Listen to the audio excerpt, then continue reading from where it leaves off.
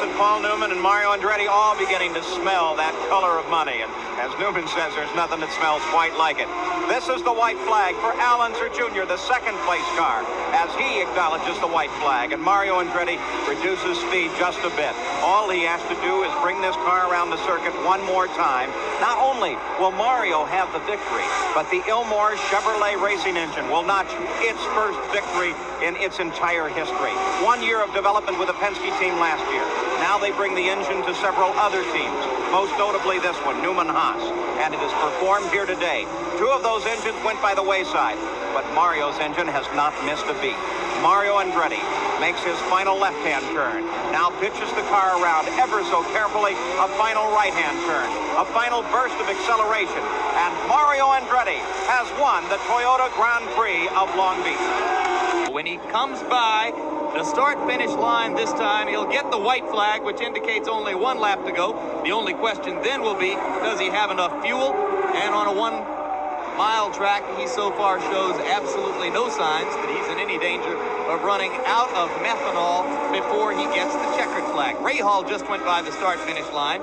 That gives you an idea of how wide the margin is, which the scoring system now lists at just about 10 seconds. But here he comes for what has been a long-awaited first victory and a totally dominant one today. Checkered flag for Roberto Guerrero. We see him coming up to 1 lap. His hands are shaking so badly, he could barely get his earpieces in. So no one is ever immune to the pressures of this place, and I don't think on this last lap that he's immune to it either in that cockpit. Do you? Karen doesn't want to look. Karen doesn't want to look. Face, that tells you the story. She just crossed her fingers. She got everything crossed. She just praying to God that he can make it around the rest of this last remaining lap. He's in the short chute between turns 1 and 2. He's going down the back stretch. Now he's into turn 3. He can coast from there, right? Just about. When he comes off of turn 4, he can slide across. That's Chris Mears, Rick Mears' wife, hugging Karen. And now here it is. Your brother, Al Unser, joins A.J. Foyt as one of only 2 men ever to win the Indianapolis 500 4 times in his life. Absolutely fabulous. I just cannot believe it. Bobby, congratulations. That is simply fantastic. Thank you. That's just great. This has been a day. This makes up for Robbie getting his leg broken. Michael Andretti knows, because of communication from his pit area, that his father's condition is apparently not too bad, because he was taken to a downtown hospital, although there were no apparent injuries from Mario's crash when he lost the rear wing on the car coming down the main straightaway and backed it into the first turn wall. They did take him to the hospital, though, just as a precaution and just to take some x-rays to make sure that there are no broken bones in the spine or in the neck. But now the white flag has dropped on Michael Andretti, and he is in line for his 4th IndyCar win of his career and 2nd in a row here at State Fair Park in Milwaukee. He's in the 3rd turn, now in the 4th turn. Exiting turn number 4 onto the main straightaway, Michael Andretti from Nazareth, Pennsylvania wins the Miller American 200. Here comes Bobby Rahal out of corner number 9 and about to receive the white flag, indicating his final trip around this little less than 2-mile racetrack here at Portland. Bobby Rahal is on his final lap. There is 2nd place. Michael Andretti down just about 8 1/3 seconds behind. Not enough, certainly, for 1 lap. If Bobby goes this race or goes this lap without any type of incident, there's no way that Michael's going to catch him. And we're very convinced that, just as Steve Horn indicated, that Bobby Rahal is just kind of cool.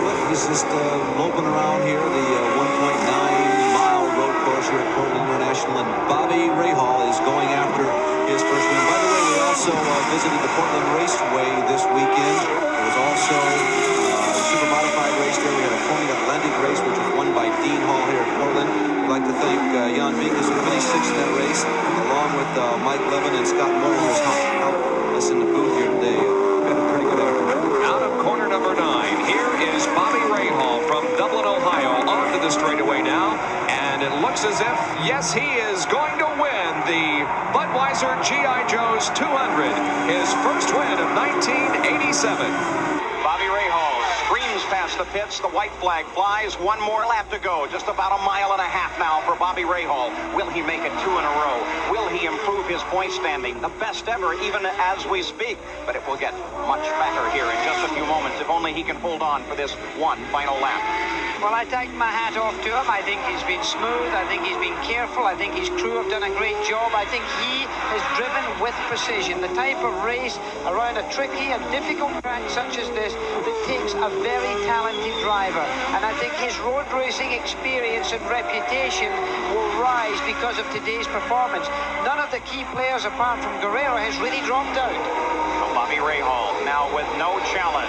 Mario Andretti came across the line 4.5 seconds back. Emerson Fittipaldi was 33 seconds back in third place. Jeff Brabham was fourth as he acknowledged the white flag. Bobby Rahal runs all alone on the circuit, and we look now for the checkered flag as Bobby Rahal heads for the pit line, and Bobby Rahal sees the twin checkered flags. Bobby Rahal has won the 4th run at the Meadowlands. Bobby Rahal the winner. Mario Andretti comes to the line running in second place. The interval of victory, 3.8 seconds. Mario Andretti coming in second. Emerson Fittipaldi unofficially in third. Jeff Brabham in 4th place. But Bobby Rahal has won.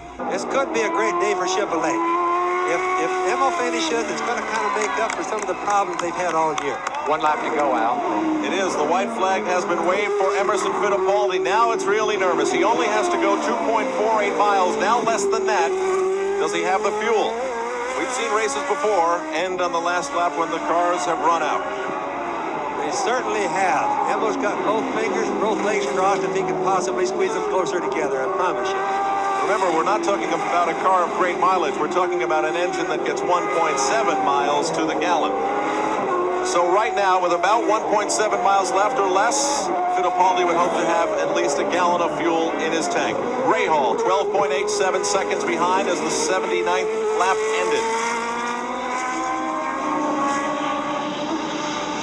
Fittipaldi going through the last few turns. Still seems to be moving along just fine. This is going to be an immensely popular victory. He's almost within coasting range now. This team has worked very hard, been dogged by a lot of bad luck this year. This is going to resurrect them very, very quickly and make them a factor from here on out. Here comes Emerson Fittipaldi winning the Cleveland Grand Prix. His first victory this year on a track that has frequently awarded victory to players who have not won before or have not won frequently. Danny Sullivan riding in second place as Emerson Fittipaldi sees the white flag. So does Danny Sullivan. 1 lap left to go. Sullivan closing down, came across the line just 3.2 seconds behind Emerson Fittipaldi. Now that long straightaway with a mild bend in it as Fittipaldi has some slower cars just in front of him, weaves the car back and forth. Fuel probably still a concern on board here. He comes to the inside as the 3 stack up in front of him, and Emerson Fittipaldi knows this is costing time. Sullivan is on the charge. There is Sullivan right behind Fittipaldi now. Now, can Fittipaldi work his way through this? Look at Sullivan coming in here. Sullivan coming right up behind Emerson Fittipaldi. Well, Fittipaldi could not pass because there was a yellow out. It looks like Tom Sneever's car was being pulled off the racetrack, and for that matter, that then gave the opportunity of Danny Sullivan to come right up into him, and look where he is right now. Now, it's a question of who can do what. So Danny Sullivan tries. Emerson Fittipaldi comes to the inside. They hit. Sullivan spins. Will Fittipaldi stop on the course? Fittipaldi keeps going. Sullivan keeps going. Both cars touch the yellow flag out. Emerson Fittipaldi screams for the start-finish line, and Emerson Fittipaldi has won here. But in the last corner of the last lap, as Danny Sullivan tried to the inside, he tapped. Look at the Penske team. There is the sign of victory as they celebrate in the Patrick pits. Danny Sullivan tried with everything he had. The result was contact with Fittipaldi. Unfortunately, the contact did not put Fittipaldi out. It did not put Danny Sullivan out. Danny Sullivan came across the line 8 seconds behind Emerson Fittipaldi in second place. Starting from the pole, capturing the white flag. Now less than 1 lap away from winning the Michigan 500 in front of a crowd of estimated 80,000 racing fans who have made their way to Brooklyn, Michigan today. And you know emotion is crowding into that cockpit with him now. Look, no traffic to pass. He knows he's home safe as long as nothing goes wrong with the car. He is taking a very conservative line into this next to last turn. He can almost smell it. Bobby, from here, he could coast. He could, and he just had a real good day, and I think we'll all be very happy for Michael. And here it comes, the crowd cheering. Michael Andretti wins the Michigan 500, a big day for him. And after some nervous moments with a faltering clutch, Michael Andretti wins. Second place and a fine effort for Al Unser Sr. When you couple the 500 win at Indianapolis, this second place finish is beautiful. And Bobby Rahal winning enough points to stay in front in the national championship race. Rick Mears, 1 lap to go. A simple 2.5 miles. Is there enough fuel? Jeff Brabham runs in second place. Can he catch Mears in this lap? It's not likely if Mears stays on the power, but can Mears finish the lap? It's a tremendous gamble for the Penske team. They've decided to go the whole distance. There's no stopping now for Rick Mears, and there will be no other laps. This is the final lap. Car number 8, the Pennzoil. It is a March. It is powered by Chevrolet. This would mean the first win for Chevrolet at 500 miles. Can they get it done? There is still a question. Look at Chris. She praised this car around. If she could pick it up and carry it, she would. It's the final turn for Rick Mears. There are 2 checkered flags, and there they are. Rick Mears comes across the line, slows down as he does it. I think he ran out of fuel as he came to the line. Rick Mears, he's done it. A 2-year dry spell is over. White flag is falling for Mario Andretti. This is his final lap around. Does he have enough fuel to go the entire distance? Don't go away. Well, we commented after a second pit stop, David, that if they're calculating just right, they stopped after having gone 17 laps. There were 17 laps to go in the race. Now, Mario seems to have saved a significant amount of fuel the last 3 laps, so it should be a cakewalk. I think generally his last stint, the last 17 laps, were run at a less fierce pace than that middle 17 anyway, so he should have saved quite a bit of fuel, and if he could do 17 laps for his second stop, he certainly should be able to do it 18 on this stop. Yeah. Now, we should be able to see his red light on at that location, and we did not, so I think he's probably got enough to go here. Better have. Dale Point is still in the race. And through turn 6, 7, 8, 9, and 10. Shifting up and down second and third gear. There is Jeff Brabham, the runner-up car. No fuel light there in the Honda-powered Lola of Jeff Brabham. He checks the mirrors coming down past the speed trap. Jeff Brabham in one of the fastest parts of this racetrack. 175-mile-an-hour plus speeds right there. Progress on Mario Andretti right now going around the carousel, going past the very dangerous kink coming up here. It's a right-hander. He squeezes through. You can see the skid marks. It's almost like looking at Teo Fabi 3 years ago going out through the trees. Or Davy Jones last year, the BMW GT prototype, had a horrendous crash there. Now in Canada corner, and just a few more. It's one of the things about this track, of course, is so many tracks, if you get to this stage here, for instance, you're going to be able to coast home. But there's the one thing, of course, at Road America's Elkhart Lake that you absolutely cannot do because of a very steep hill which he's just about to climb. But it doesn't look as if he's going to have to. He's full power. Here he comes uphill. Mario Andretti races both hands and takes the checkered flag to win the Living Well Provimi 200.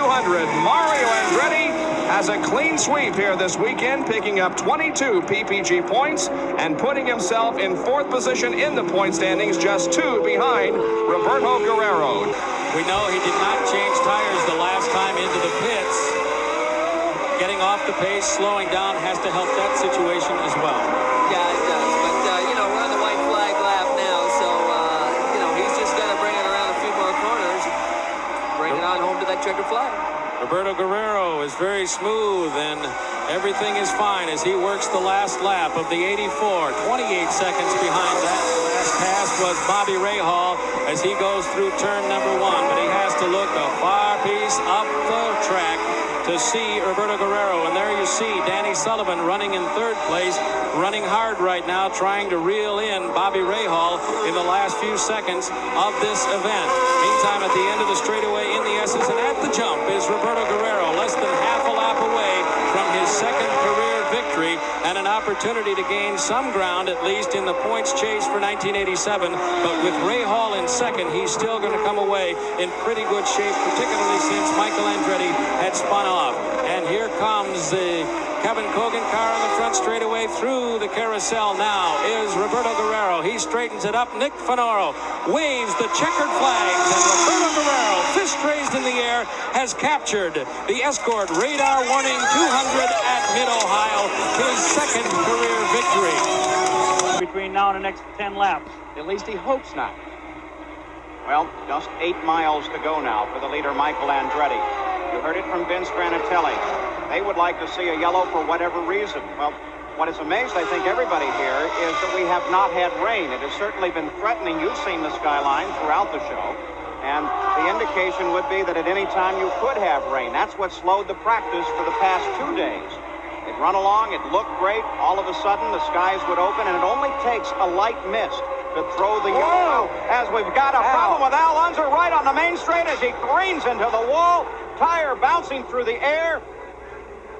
And he takes a whale of a jolt with that number 4 car. The tire, the hub carrier, the half shaft, all laying out in the middle of the track. It looked like the half shaft just let go. Bobby, you were watching. One of the rear tires just took off. It obviously was a chassis piece breaking, and it doesn't really look like the wreck was as bad as it might appear right there. And I think Al moving there, I really hope he doesn't have any problems, and he really shouldn't have too many. They're ready for Michael Andretti as he comes off the final turn and heads for the finish line. 200 miles about to be complete, though obviously not at full chat. Second place, Bobby Rahal right behind him. The points fight continues tight as Michael Andretti wins the 200-miler here the first time at Nazareth. A terrific race. Sandy now celebrates, and Michael now waves. I've done it. I won in front of everybody that ever supported me. And now lap 97 should go into the books. There is the white flag, and Bobby Rahal is on his last circuit of this 1.9-mile road course. The Dublin, Ohio driver has come here and done what he had to do. He has won the 1987 PPG Championship.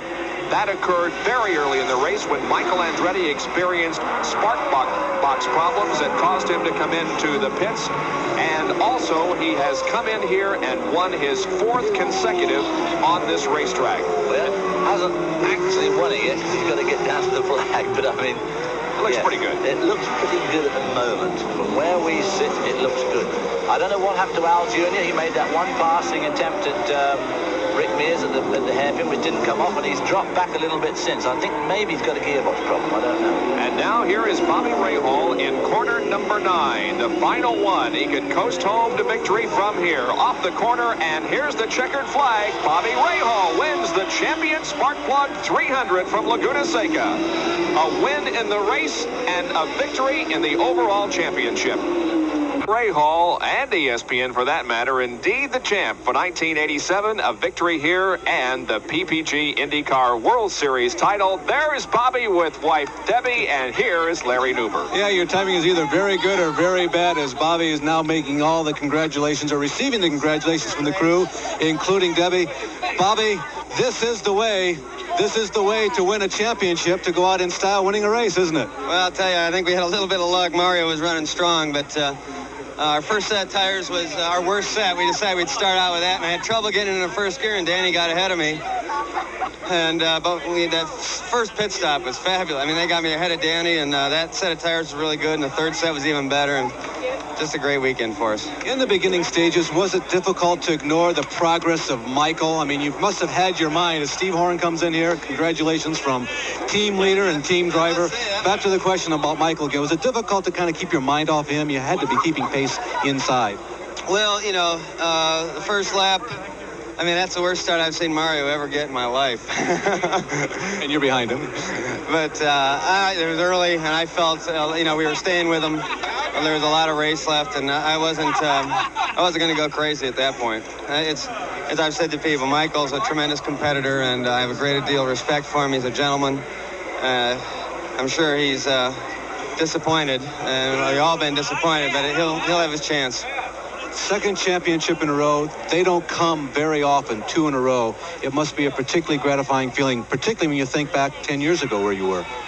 When I think back 10 years ago where I was, I'm amazed. I'm even here, as you know, Larry, and it's magic. You know, I don't know if it's really sunk in winning one championship was a dream come true. Winning two, I guess your dreams keep going. And now on to Miami. Let's try to win that one and put another win in our column, and then we work on number 3 next year.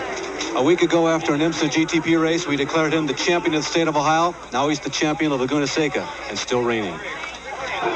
White flag comes out. One more lap to go. Emerson Fittipaldi raising his hand. He has a problem, Derek. I'm not sure whether he has a problem.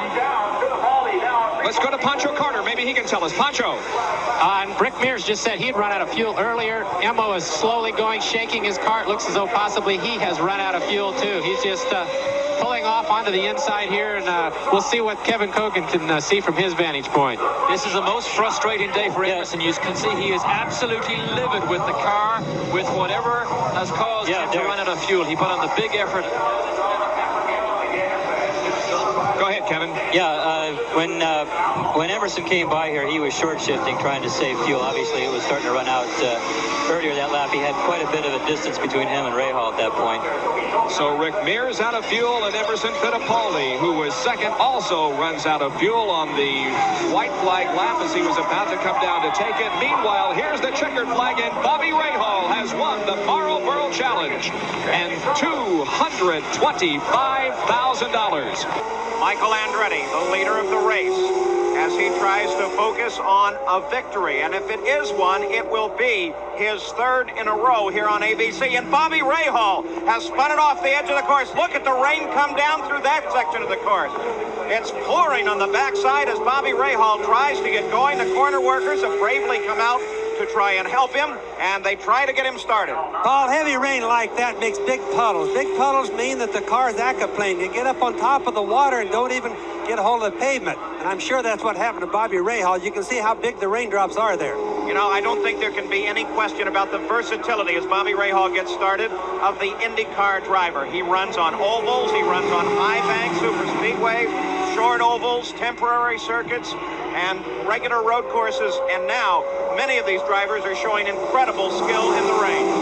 Well, I think also you have to ask how much longer is this race going to be allowed to run, Paul and Bobby? I mean, visibility has gotten down to the point where it is nearly zero if you're following another car, as Michael Andretti is here following Jeff Brabham. So obviously the officials, they can stop a race like this, and they may be thinking about it. The real concern is visibility, though. They can run in the rain, but if they can't see, they can't race. No, the only thing, like with Michael right there following Jeff, the only thing he's doing is following. Red flag is out. Red flag is out. This race is over. This race has come to an end, as Michael Andretti is given the checkered flag and the red flag at the same time.